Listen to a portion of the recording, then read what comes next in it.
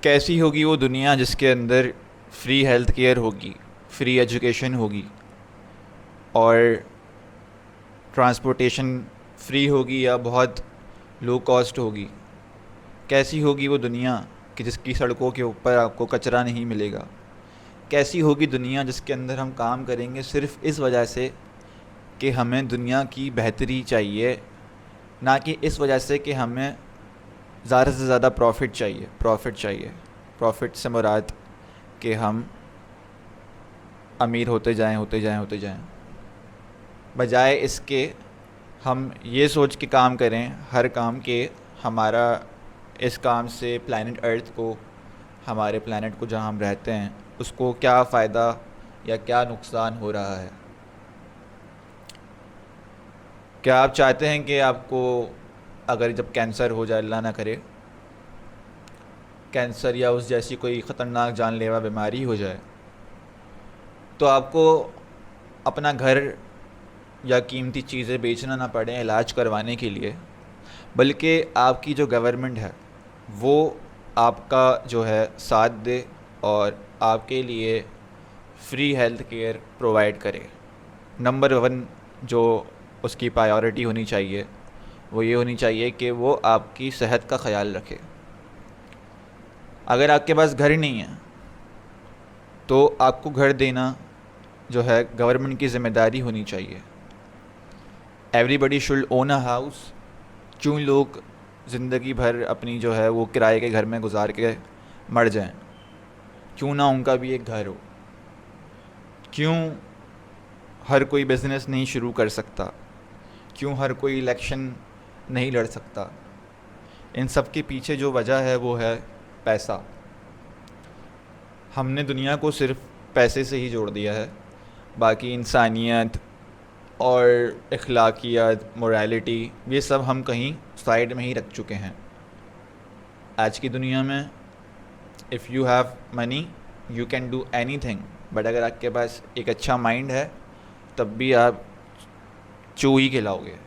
कोई आपको सीरियसली नहीं लेगा, कोई आपकी बात नहीं सुनेगा, बोलेगा अबे तूने उखाड़ा क्या है, you don't even have a क्या कहते हैं फुल वॉलेट राइट नाउ, तुम क्या बातें कर रहे हो हमसे, हमें क्या समझाओगे। लेकिन अगर आपके पास फुल वॉलेट वाला वॉलेट है जिसके अंदर पैसा ही पैसा है, तो आप कोई चतियाबे की भी बात कर रहे होंगे तो लोग जो है उसमें इंटरेस्ट लेना शुरू कर देंगे। तो ऐसी दुनिया जहाँ हर चीज़ पैसे के लिए हो रही है, हर चीज़, ऐसी दुनिया में रहने का मेरा तो दिल नहीं चाहता। मैं चाहता हूँ कि एक ऐसी दुनिया हो जहाँ पे ये सारी चीज़ें भाई कम से कम हेल्थ केयर, एजुकेशन और अपना ट्रांसपोर्टेशन, हाउसिंग, ये सब चीज़ें जो हैं ह्यूमन राइट्स हैं, ये सब लोग डिज़र्व करते हैं ये चीज़ें उनके पास हों। इसके लिए आपको जो है बहुत ज़्यादा ही कुछ क्या कहते हैं एलॉन मस्क बनने की ज़रूरत नहीं है। ये आप लोग इजीली अचीव कर सकते हो अगर गवर्नमेंट चाहे तो। लेकिन गवर्नमेंट ये चाहती ही नहीं है। गवर्नमेंट तो चाहती है कि जो लोग अमीर हैं उनको और ज़्यादा अमीर बना दें। जितने भी कैपिटलिस्ट होते हैं, जितने भी सरमायादार, जितने भी जिनकी कंपनीज चल रही होती हैं या इंडस्ट्रीज़ लगा के बैठे हुए होते हैं वो लोग, तो उनको गवर्नमेंट और सब्सिडीज़ देती है कि आप अपना बिज़नेस जो है और एक्सपेंड करो। इतने सारे फेवर्स उनको गवर्नमेंट देती है, लेकिन वो लोग क्या करते हैं, वो लोग कभी भी अपने एम्प्लॉइज़ को फैसिलिटेट नहीं करते उस तरीके से जिस तरीके से वो ख़ुद फैसिलिटेट हो रहे हैं। वो अपने वर्कर्स को उनकी औकात में ही रखते हैं, वो उनको 25-30 हज़ार सैलरी ही देते हैं, जबकि उनकी ख़ुद की जो नेट वर्थ होती है वो बहुत ज़्यादा होती है। तो भाई इन सब चीज़ों को, ये जो एक्सप्लॉयटेशन है, ये जो औरतों को जो है जॉब पे नहीं रखा जाता कि वो प्रेग्नेंट हैं हो जाती हैं इस चक्कर में, या उनको पीरियड्स हो जाते हैं इस चक्कर में, या आप जो है आपके बाप मर गया, आपकी माँ मर गई तो आपको जो है लीव नहीं मिल रही, छुट्टी नहीं मिल रही, या फिर जो है आप बीमार हो गए तो आपको आपका जो बिज़नेस है वो आपको सपोर्ट नहीं कर रहा, आपका इलाज नहीं करवा रहा, तो ये एक्सप्लॉयटेशन है। क्यों आप जो है पूरी ज़िंदगी लगा कर किसी के लिए बिज़नेस बिल्ड कर रहे हो, लेकिन आपको बदले में क्या मिल रहा है? क्या मिल रहा है आपको बदले में? कुछ भी नहीं मिल रहा आपको। आपको सिर्फ एक पे चेक मिल रहा है, सही है। वो पे चेक जो है आपका महीना ख़त्म होने से पहले ही ख़त्म हो जाता है, क्योंकि इतनी महंगाई हो चुकी है। और इसके अलावा आपसे ये वादा किया जा रहा है कि यार आप गरीब हो तो आपको जो है अब जन्नत मिलेगी। आप जन्नत में जाओगे, आपको जो है हर जगह यही सुनने को मिल रहा है कि यार गरीब हो, इस लाइफ में कुछ नहीं मिलना आपको, आफ्टर लाइफ में आपको मिलेगा। अभी आपको मैं रियल लाइफ एग्जांपल बताता हूँ कि मेरे चाचू थे, एक ताया थे मेरे अब्बा से बड़े, तो उनको यहाँ पे ट्यूमर हो गया था। तो वो उनको ट्यूमर है और वो जो है 1 महीने तक इसके साथ मजाक मस्तियाँ कर रहे हैं, सीरियसली नहीं ले रहे अपने हेल्थ को। और यहाँ पे कुछ मोटा मोटा हो रहा है तो वो जा नहीं रहा अस्पताल। क्यों नहीं जा रहे वो अस्पताल? क्योंकि अस्पताल की एक तो यहाँ पे हालत देखो, आप आके अस्पताल में जाओगे तो आप वैसे ही शायद आपका इंतकाल हो जाए, कि अस्पताल ऐसी इबरतनाक जगह होती है पाकिस्तान में। और उसके बाद अगर आप पहुंच भी जाओ तो बेड ही नहीं मिलता, बेड मिल भी जाए तो दवाइयाँ नहीं मिलती, दवाइयाँ मिल भी जाएँ तो फिर कुछ और मसले मसाइल हो जाते हैं। तो हमारा health care system is totally fucked. अगर यकीन नहीं आ रहा तो एक दिन किसी सरकारी अस्पताल के बाहर गुजार के देखो, और देखो आपके साथ क्या होता है। आप जब सुबह आओगे ना वापस तो आपका सॉफ्टवेयर अपडेट होगा, आपको थोड़ा सा रियलिटी के बारे में पता चलेगा जो आप इतना उड़ रहे होते हो। तो वो इस चक्कर में अस्पताल ही नहीं गए। एक तो he was very very poor, पूरी ज़िंदगी उन्होंने जो है वो पोवर्टी में गुजार दी, जबकि he was very genius, very intelligent, very मतलब एक क्या कहते हैं, he could have done something for this country अगर उनको अपॉर्चुनिटीज़ दी जाती। लेकिन ऐसा नहीं हुआ। तो देखते ही देखते वो ट्यूमर बढ़ता गया, और वो ट्यूमर बहुत वर्स केस सिनेरियो हो गया था वो। And then it turn into cancer, and eventually he died because of that disease. Yeah, so a lot of people are dying like that every day because they cannot afford health care. लेकिन हमारे वज़ीर आज़म, हमारे मुल्क के बड़े लोग, जब भी उनको कोई बीमारी होती है वो तोड़ के पाकिस्तान से बाहर चले जाते हैं इलाज करवाने के लिए। लेकिन एक आम पाकिस्तानी जो है वो कुछ भी नहीं कर सकता अपने लिए, अपना इलाज तक नहीं करवा सकता। तो कहाँ, क्या आप लोग किस दुनिया में जी रहे हो? क्या आपको लग रहा है कि पाकिस्तान तरक्की कर रहा है? We are so behind, like we are like stuck in the 90s। सिर्फ ये कंट्री जो है वो अमीरों की, जागीरदारों की, वडेरों की रह गई है, सही है, सरमायादारों की रह गई है।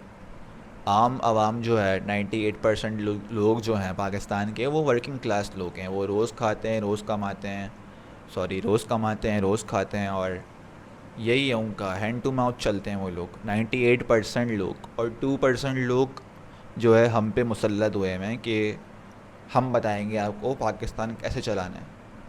अगर ये 98% लोग एक हो जाते हैं, जो कि सबको जो है वो 98% जो लोग हैं सारे एक्सप्लॉइट हो रहे हैं ना।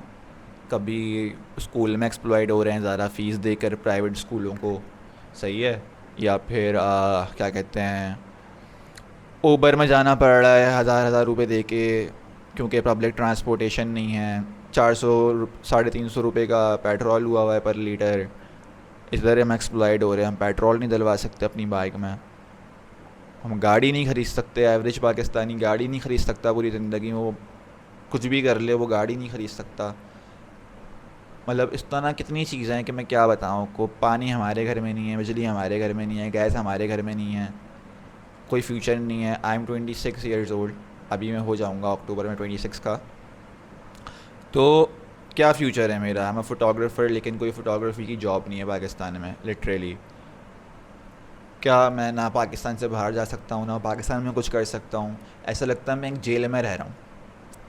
तो भाई 98% लोग जो कि वर्किंग क्लास लोग हैं, अगर हम सब एक हो जाते हैं ये बात भूल कर कि भाई हमारा मज़हब क्या है, सही है, हमारा ज़ुबान क्या है, हमारी हम क्या भाषा बोलते हैं, और हमारा कल्चर क्या है, सिंधी हैं हम, क्या हैं, पठान हैं, क्या हैं हम, ये सब बातें रेलेवेंट नहीं हैं। हम कुछ भी हैं, हम सिर्फ गरीब हैं, हम सिर्फ वर्किंग क्लास लोग जो हैं, हम लोग कौन है, ऑप्रेस्ड लोग हैं हम लोग, इससे ज़्यादा हम लोग कुछ नहीं हैं।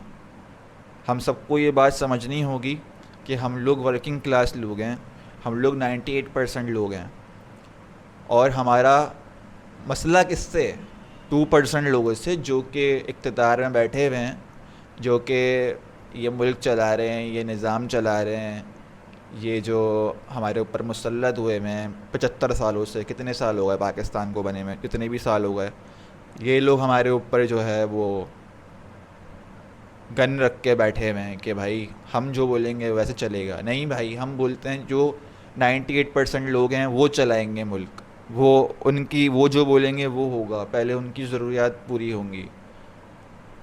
तो 98% लोग अपनी रंग, नस्ल, कौमियत, मज़हब ये सब भूल कर अगर एक हो जाएं उस बात के ऊपर कि भाई हम सब लोग वर्किंग क्लास लोग हैं, हम सब एक्सप्लॉयट हुए हैं, हम सबको अब एक अच्छी ज़िंदगी चाहिए, तो किसी का बाप हमें नहीं रोक सकता इनकलाब लाने से, किसी का बाप हमें नहीं रोक सकता कि ये जो 2% लोग हैं ये कुछ भी कर लें, ये हम लोगों को रोक ही नहीं सकते अगर हम 98% लोग एक हो जाएं। इसीलिए ये लोग हमें कभी एक होने नहीं देते, कभी हमें शिया सुन्नी के नाम पे लड़वाते हैं, कभी हमें महाजर सिंधी के नाम पे लड़वाते हैं, कभी हमें किन किन बातों पे लड़वाते हैं, मतलब क्रिकेट टीम्स पे भी लड़वाते हैं हमें कि कराची किंग्स का सपोर्टर हो या लाहौर कलंदर के सपोर्टर हो। हमें डिवाइड से डिवाइड करे जा रहे हैं।